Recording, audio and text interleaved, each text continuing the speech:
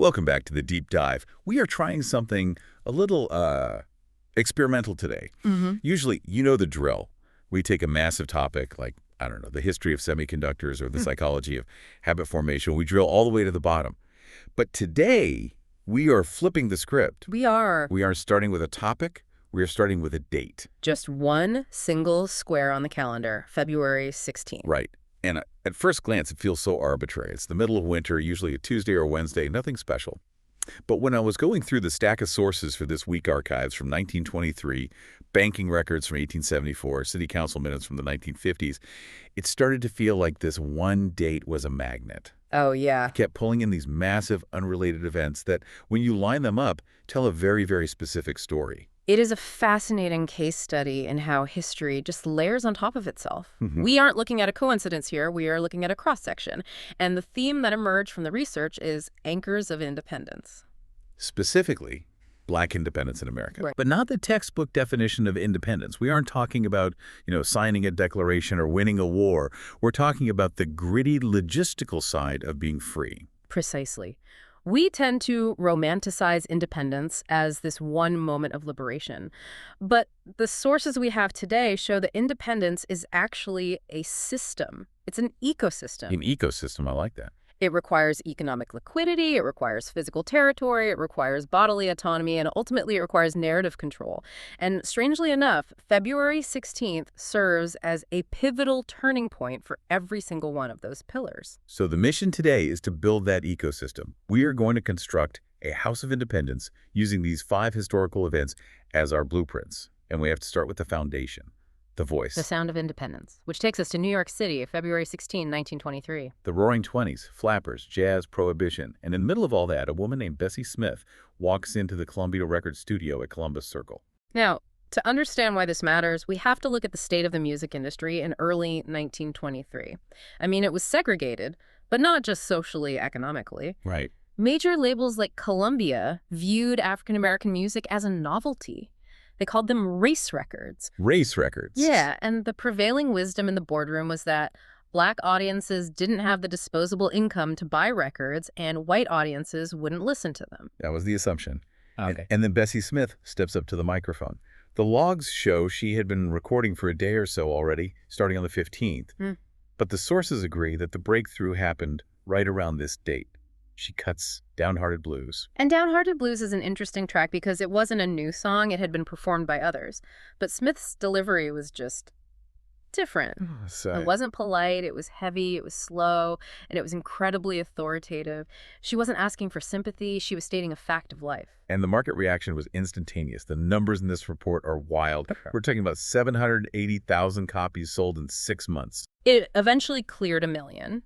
In 1923 context, that is stratospheric. It's like a viral hit today. But with physical wax discs that cost genuine money, 75 cents a pop. Which is what, about $13, $14 today? Something like that, yeah. So you have working class people, many of whom were just scraping by, prioritizing this record. Why? Because it was validation. One of the essays we analyzed calls it emotional theology. Emotional theology. Before this record, the blues was a local phenomenon. It lived on porches, in juke joints, in vaudeville tents. It was ephemeral. You heard it, and it was gone.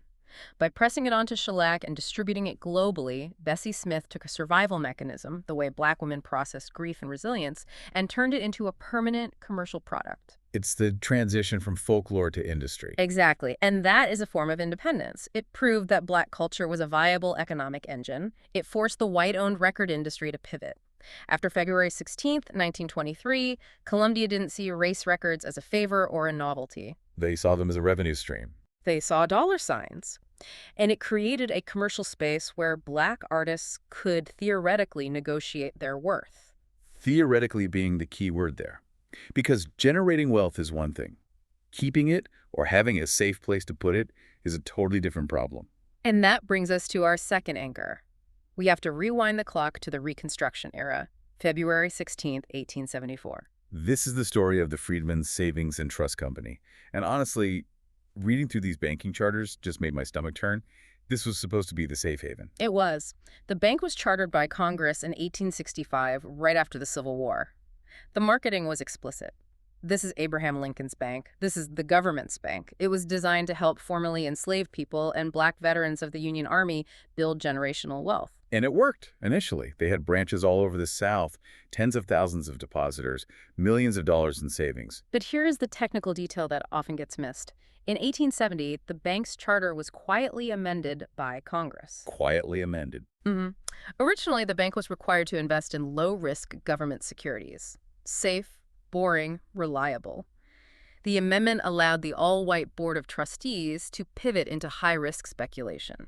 So they started gambling with the depositors' money. They were buying railroad bonds, speculative real estate in D.C. They were using the savings of the most vulnerable population in America as a slush fund for their own business interests. By 1874, the bank was hemorrhaging money. It was effectively insolvent. And this is where Frederick Douglass comes in. On February 16, 1874, or at least that's the date commemorated with his election, he becomes president of the bank. Right. They brought him in as a symbol. The trustees knew the bank was failing. They needed someone with unimpeachable credibility to calm the panic. Douglass, to his credit, didn't know the extent of the rot. He even invested $10,000 of his own money to show faith in the institution. Which is just tragic. He's putting his own fortune into a sinking ship. He later wrote, "I found that I had been married to a corpse." The bank collapsed in June of that year, just 4 months after he took over. And the fallout from this was catastrophic. We aren't just talking about lost money. No, we are talking about the destruction of trust. You have roughly 61,000 depositors who lost their savings, totaling nearly $3 million in 1874 currency. That is a generational wealth transfer in the wrong direction. In the wrong direction, wow. But the deeper wound was psychological. It taught a generation of Black Americans that the banking system and the federal government was a predator, not a protector. So if Bessie Smith represents the generation of wealth through culture, the Freedman's Bank represents the destruction of wealth through systemic betrayal. Exactly. It's a harsh lesson in economic independence. Yeah. You can't just make the money. You need control over the vault. You do. And you need a place to exist. Which brings us to our third anchor. Because you can have the money, but if the city refuses to let you live there, you're still not independent. This takes us to February 16th, 1951. New York City again. Yeah. But now we're in the post-war boom. The context here is vital. World War II is over. Soldiers are home. The baby boom is happening. New York City is facing a massive housing shortage. So the city creates these public-private partnerships to build massive apartment complexes. Enter Stuyvesant Town. Stuyvesant Town. It's an icon of NYC housing, built by the Metropolitan Life Insurance Company MetLife. The city used eminent domain to seize the land, knocking down old tenements, and gave MetLife a 25-year tax exemption to build this city within a city for veterans. Okay, so public land, public tax breaks, but not for the whole public. Not at all. MetLife's chairman at the time, Frederick Ecker, was openly segregationist. He stated on the record that Negroes and whites don't mix. So, despite the public subsidy, Stuyvesant Town banned Black residents. It's just staggering to think about that happening in New York City in the 50s. In Manhattan. It wasn't the Deep South, it was Manhattan. And that's what sparked the Brown-Isaacs Bill, which passed the City Council on February 16, 1951. It was the first municipal law in the country to prohibit discrimination in housing that received public assistance. So this was the housing independence moment. It was a surgical strike against that specific kind of hypocrisy. The bill essentially said, if you take the city's money, you have to take the city's people. All of them. All of them. It established the principle that you cannot build a private fortress of segregation on a foundation of public tax dollars. It's interesting how this connects back to the bank. In 1874, the government failed to protect Black assets. In 1951, the local government was finally forced to protect Black access to property. It's a slow, grinding correction, and it sets the stage for the Federal Fair Housing Act, which wouldn't come for another 17 years. But on that day in 1951, the anchor was dropped. Independence means having a key to the front door. So we've secured the voice, the bank account, and the apartment. Now we have to defend the body itself. Which brings us to the most visceral anchor on our list. February 16, 1970, Madison Square Garden. Smokin' Joe Frazier versus Jimmy Ellis. Yeah, heavyweight championship of the world. Now, for the sports fans listening, this wasn't just a fight, this was a coronation. And to understand why, you have to look at the ghost in the room, Muhammad Ali. Right, Ali had been stripped of his title 3 years earlier because he refused to be drafted into the Vietnam War. So the heavyweight title was fractured. Totally fractured. You had the WBA champion, the NY state champion, Nobody knew who the real king was. Exactly. Ollie was the people's champion, but he was in exile. Frazier had to prove that he wasn't just a placeholder. He had to prove his dominance. And this fight against Jimmy Ellis was the unifier. And the styles make this so interesting. Ellis was Ollie's former sparring partner. He was fast, slick. Frazier was, well, Frazier. A bulldozer. Yeah. A tank. Frazier's style was about relentless, suffocating pressure. He took punishment to give punishment, and on that night, February 16th, he unleashed that famous left hook. The sources say he dropped Ellis twice in the 4th round. It was brutal. It was decisive. Ellis couldn't answer the bell for the 5th. Frazier won by TKO. But zoom out for a second. This fight was broadcast on closed-circuit television to massive audiences. It was one of the events that solidified the modern big-money sports era. So, just like Bessie Smith, we see a black performer driving a massive economic engine. Yes, but with a difference. Frazier in 1970 represents physical independence. In a society that had historically commodified black bodies, literally owned them during slavery, and then exploited them for labor, here was a man using his body to claim the title of undisputed. Undisputed. He was the toughest man on the planet, and he had the belt to prove it. It's an assertion of existence. I am here. I am undeniable.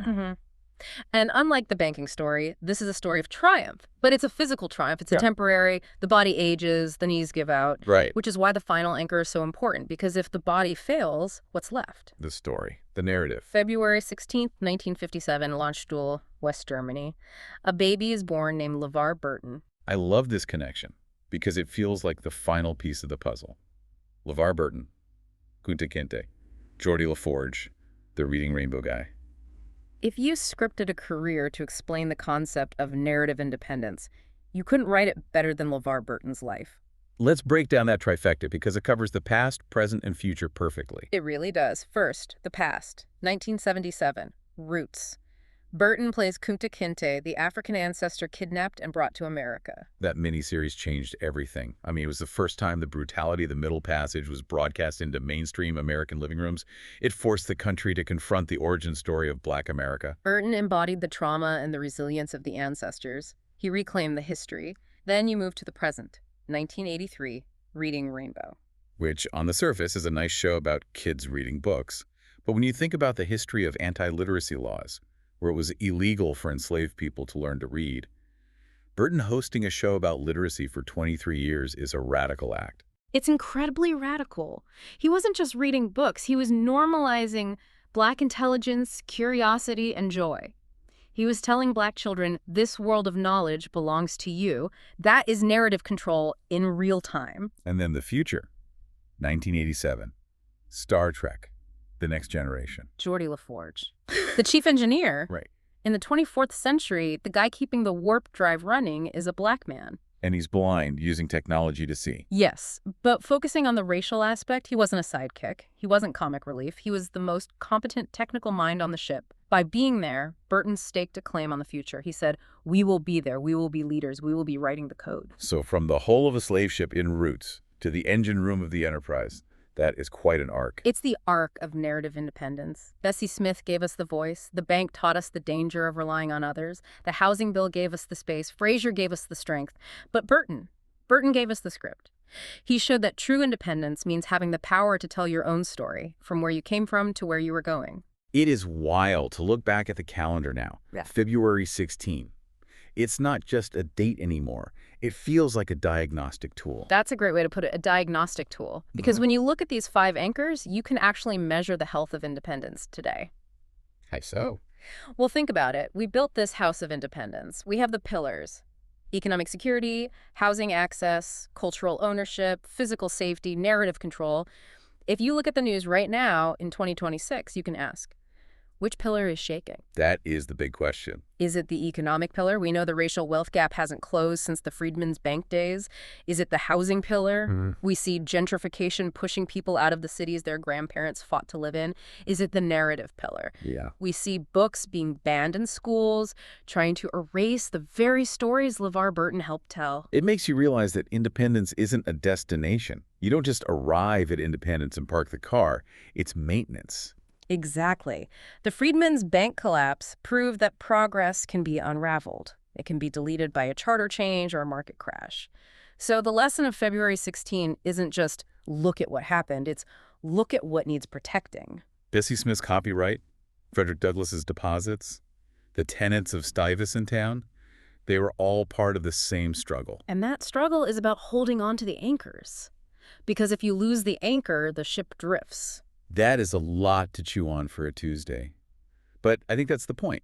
History doesn't stay in the past. It's the blueprint for what we're dealing with right now. Always. We're going to leave it there.